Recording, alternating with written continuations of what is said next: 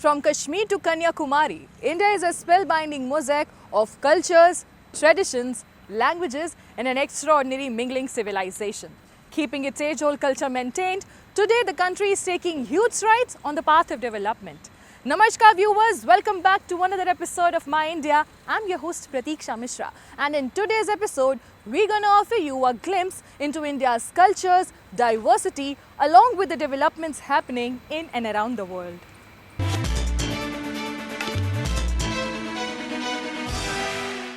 India's true magic lies beyond geography.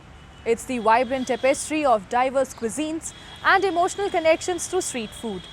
Recently, a national street food festival in Delhi celebrated this very essence, uniting thousands with local vendors and their delicious offerings. The event was an effort to support the indigenous vendors and to aware the world of its rich delicacies. Have a look.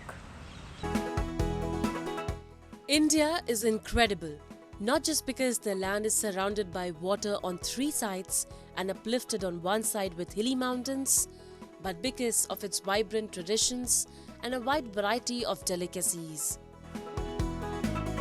From east to west and north to south, the country is blessed with mouth-watering cuisines representing the region's cultural beauties. However, one could not explore the vividness of the region without delving into the rich tapestry of flavors, textures, and cultural experiences that one gets through street foods. Street food in India is more than just a quick bite. It's an emotion. It's a way to rejoice in their happiness. Keeping up the spirit in a bid to support the local indigenous street food vendors of India, a 3-day-long National Street Food Festival was recently organized at Jawaharlal Nehru Stadium in the capital city of India, New Delhi.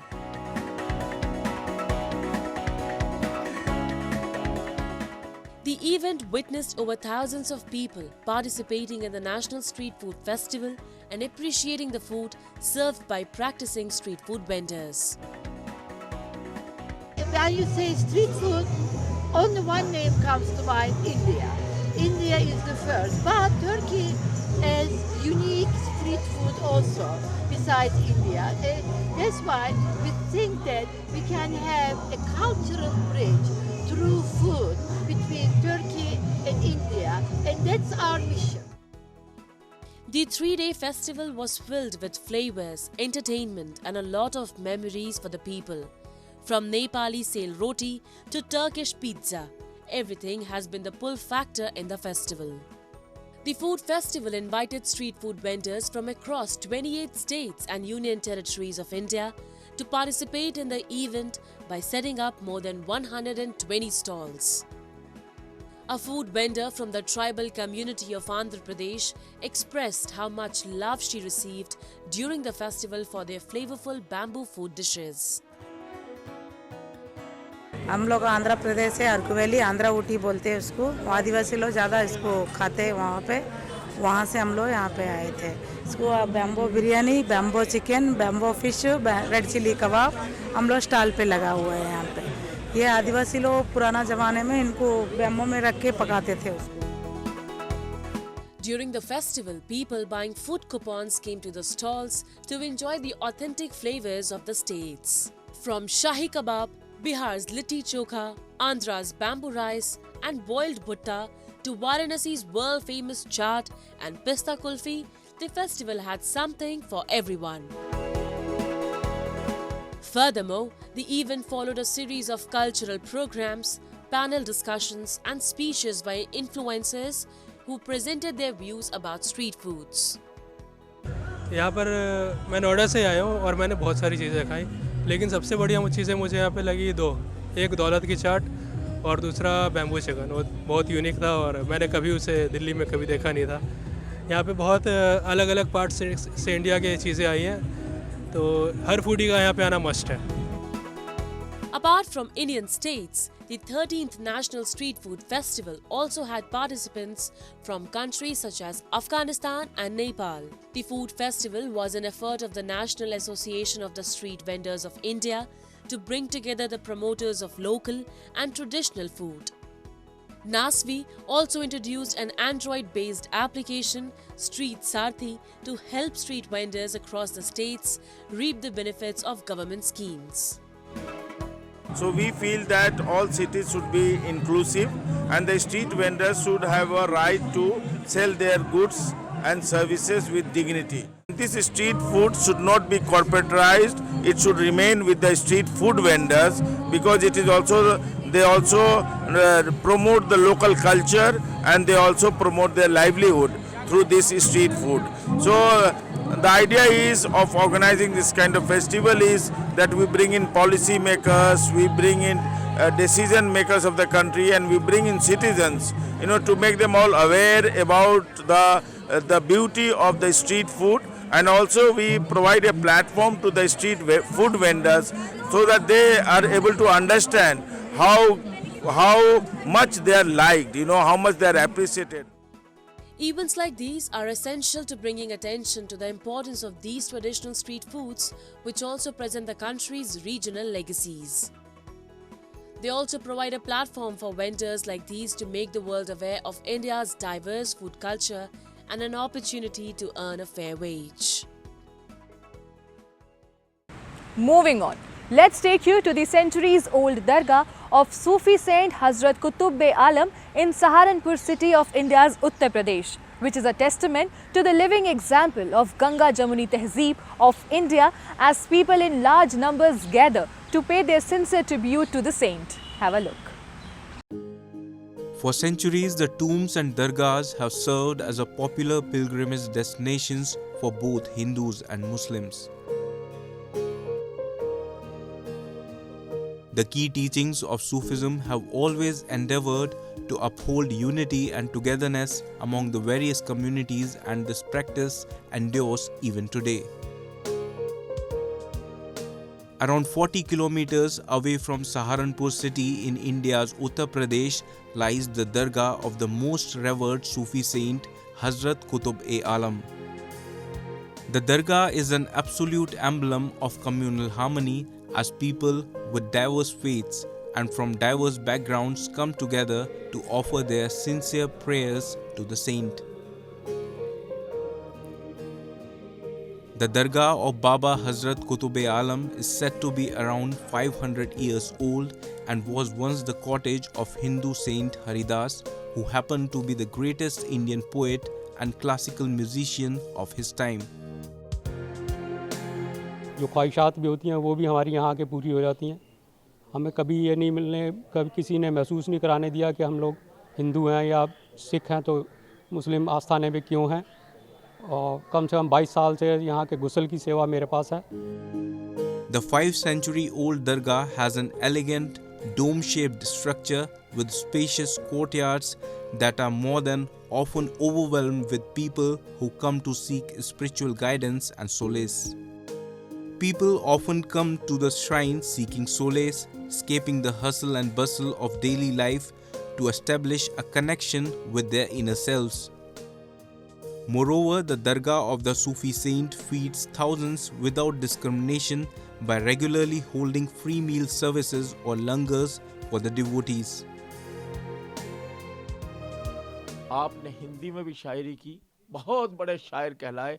अलख दास आपका नाम था हिंदी शायरी में. बड़े बड़े छंद, दोहे,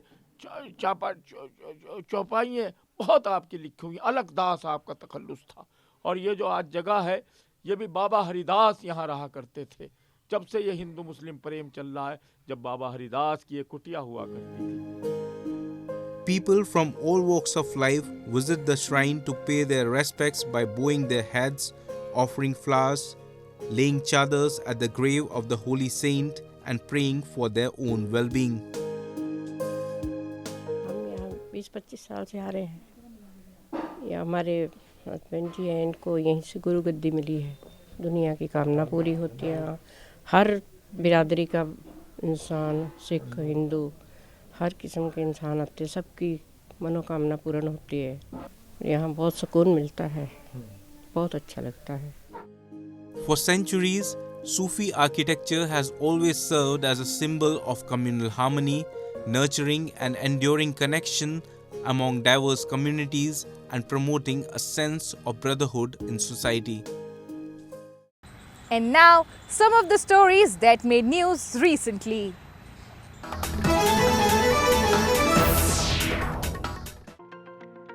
Indian Prime Minister Narendra Modi inaugurated an international airport and renovated train station in the temple town of Ayodhya.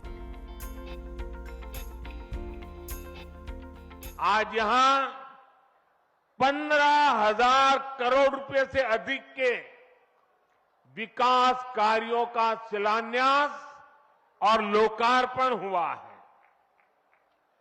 Infrastructure से जुड़े ये काम आधुनिक अयोध्या को देश के नक्शे पर फिर से गौरव के साथ स्थापित करेंगे। The newly inaugurated Maharishi Valmiki International Airport is named after Maharishi Valmiki, celebrated Indian poet and author of the Hindu epic text Ramayana, which chronicles the tale of the Hindu god Lord Ram, whose temple is being erected. Less than a month before the Grand Hindu Temple opens, India's northern town is buzzing with activity as finishing touches are put on a project seen as the centerpiece of Modi's re-election campaign. Once a sleepy temple town in the most populous state of Uttar Pradesh, Ayodhya has received a new airport and roads in a $6 billion facelift as Modi prepares to inaugurate the temple to Lord Ram, one of Hinduism's most revered deities. On January 22, Modi will pray for the first time before an idol of Lord Ram at the project, which cost more than 20 billion rupees and where more than 4,500 workers are laboring round the clock to complete the ground floor.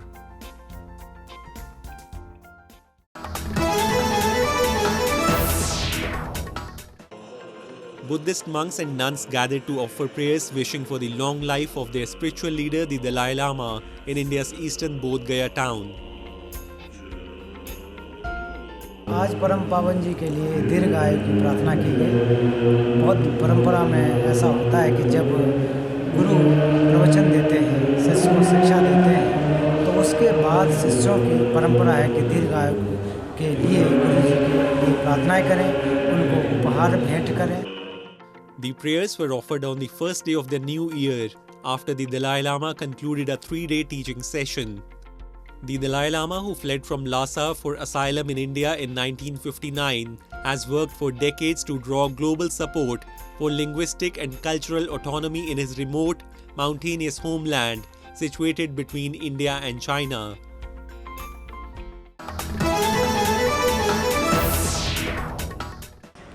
While technology simplifies life, the burgeoning e-waste mountains loom large, threatening our environment. However, both the government and non-government organizations have risen to the challenge, taking crucial steps to address this pressing issue.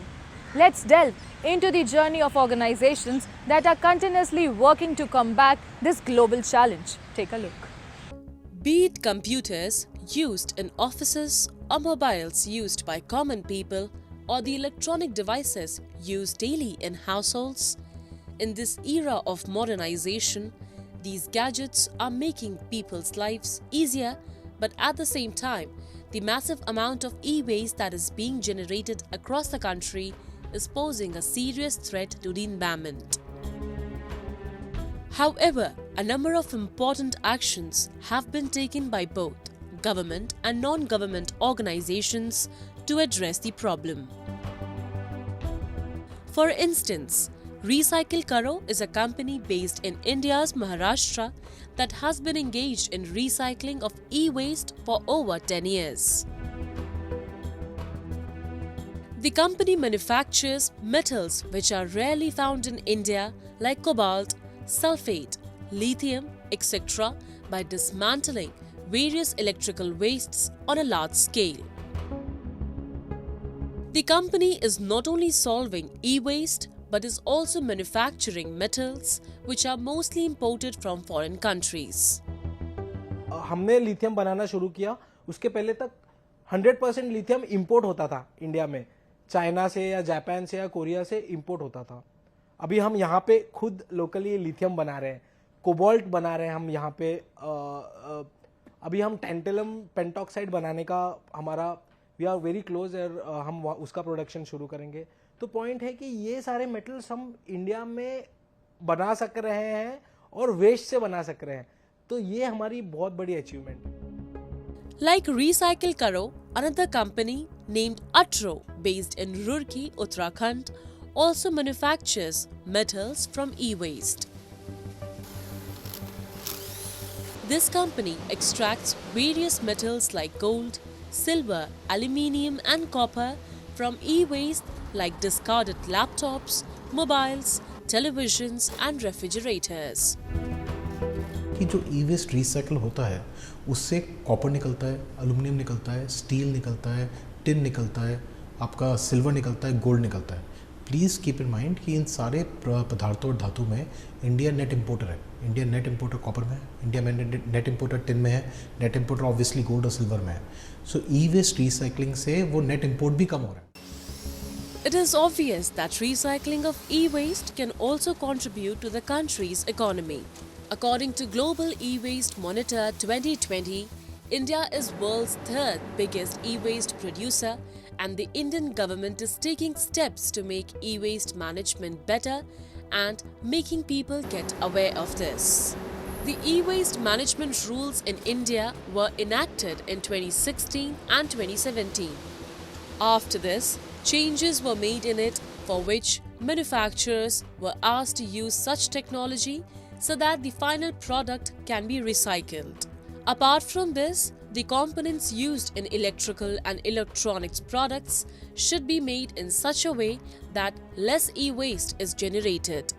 Under the new policy of e-waste management, a provision has been made to give incentives to consumer durable and electronic manufacturing companies to recycle e-waste.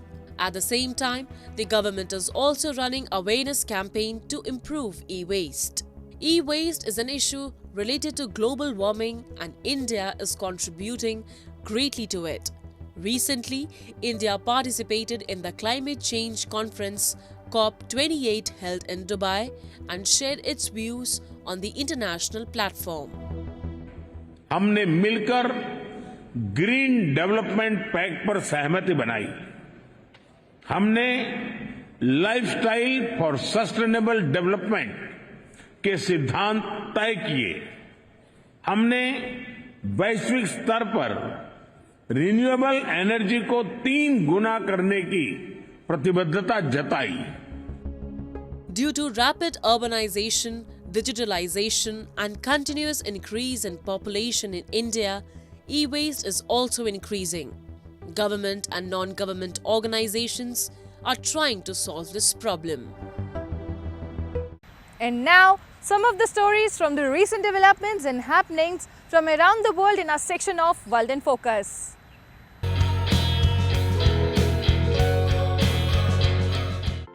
Meet celebrity French chef Dominique Corby. He has earned numerous medals from the French government for preparing French cuisine, including the Légion d'honneur.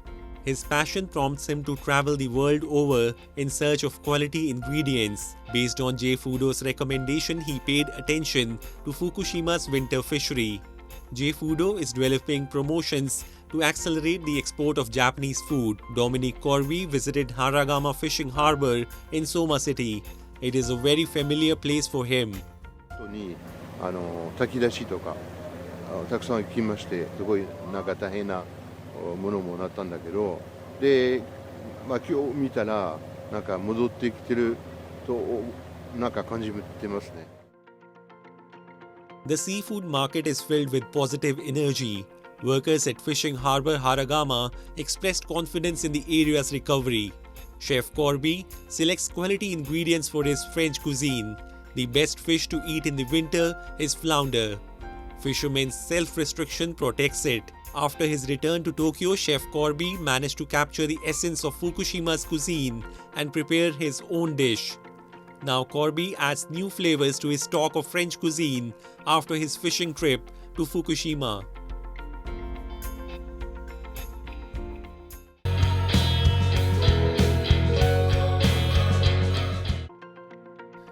The Tokyo Metropolitan Government organized Grand Cycle Tokyo in Odaiba, Tokyo for cycling enthusiasts.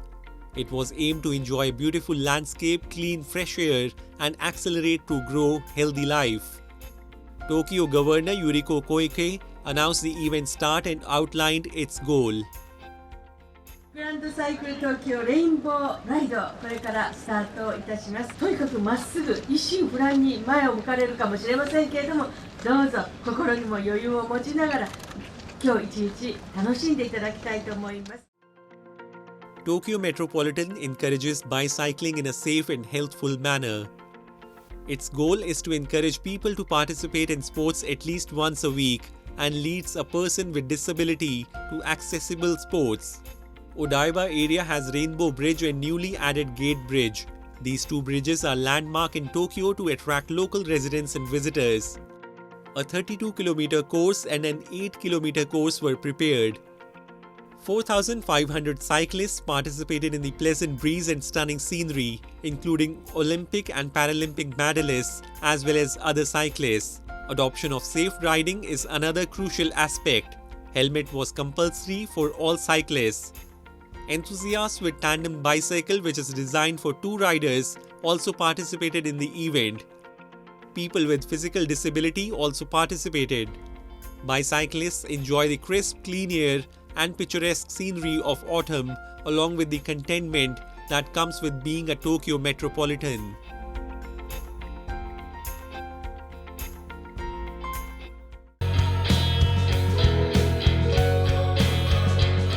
With the winter setting in early this year in Kashmir Valley, the demand for traditionally Kashmiri fairan has increased in the local and international markets. Available in different styles and designs, the Kashmiri fairans are cherished among all ages. The International Fairan Day, celebrated a few days ago in Kashmir too, has added to the rising demand for this Kashmiri traditional attire, garnering these days. Take a look.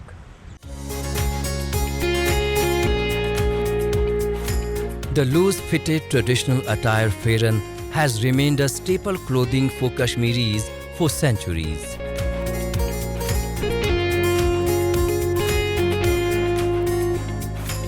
Kashmiris believe the warmth, comfort and the unique aesthetic appeal fairan offers is incomparable to any other clothing during winter.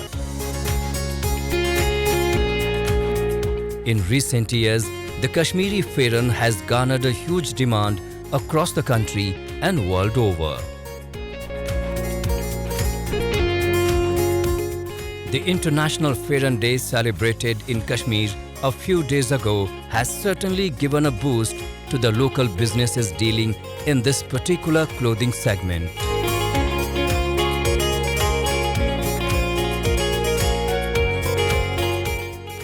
Available in different varieties and designs, the Kashmiri fairan has become a fashion statement these days.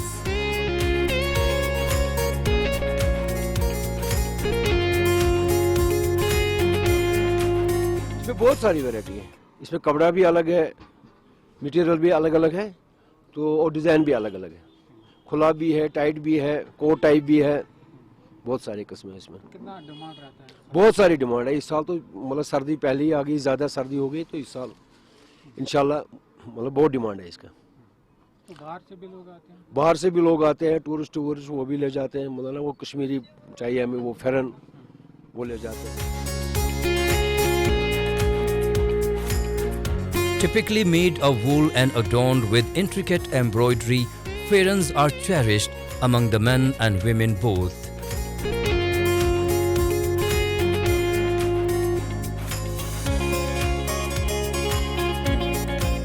The artisans, once confined to local markets, now find the demand for their handcrafted fairans, rising domestically and on a global platform also.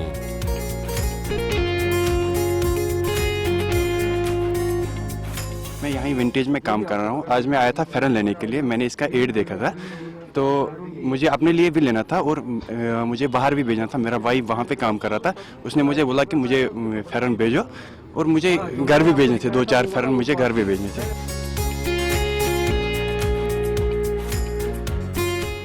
Among Kashmiris, it is a thing of pride and adoration. For them, the Fairan is time-tested and a unique clothing quintessential to Kashmir region. During a 40-day period of harsh winter, colloquially known as Chilai Kala, Fairan becomes the most comfortable and warm attire among Kashmiris.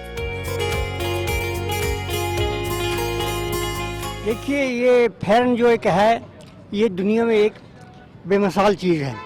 मैं कहता हूँ कि science ने बड़ी तरक्की की और हर लिहाज से किस्म किस्म के कपड़े निकाले, किस्म किस्म के ड्रेस निकले, मगर कश्मीर के ये ऐसा चीज़ है जो हर लिहाज से सबसे बेहतर निकली। दुनिया में ये चीज़ ऐसी जो कश्मीर में पाई जाती है ऐसी कहीं जगह नहीं जाती है। इसके बहुत बड़े बड़े फ़ायदे हैं। With the popularity of Kashmiri Fairans globally, more tourists and merchants are coming to the Union Territory to experience the region's culture and lifestyle.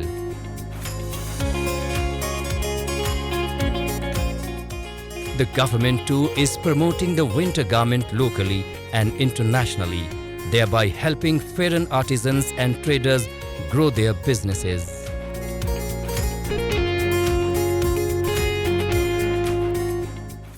That's all we have for you this week. I'm your host Pratiksha Mishra, and it's a goodbye from the entire production team.